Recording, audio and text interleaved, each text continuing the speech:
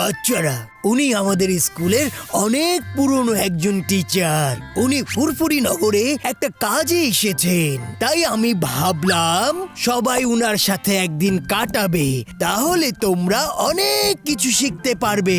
এবার সবাই টিচারকে গুড মর্নিং বলো। Good morning sir. Good morning বাচ্চারা, বসে পড়ো।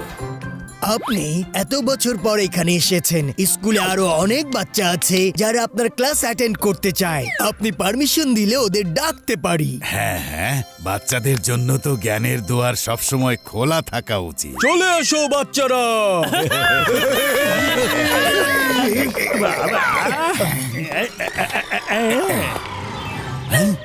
এসব কি? স্যার, খুব ভালো হয়েছে আপনি আমাদেরকে চিনতে পেরেছেন। আপনি কেমন আছেন স্যার? তোমাদেরকে কেউ ভুলতে পারবে নাকি?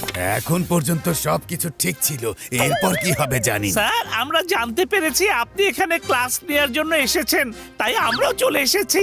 ভাবলাম পুরনো দিনগুলোকে একটু মনে করা যাক। হ্যাঁ, আচ্ছা ঠিক আছে ঠিক আছে, তোমরা বসো। তাহলে স্যার আমরা পেছনে গিয়ে বসি। ঠিক আছে, বসো বসো। ছোটবেলায় তো তোমরা পেছনেই বসতে। চলো।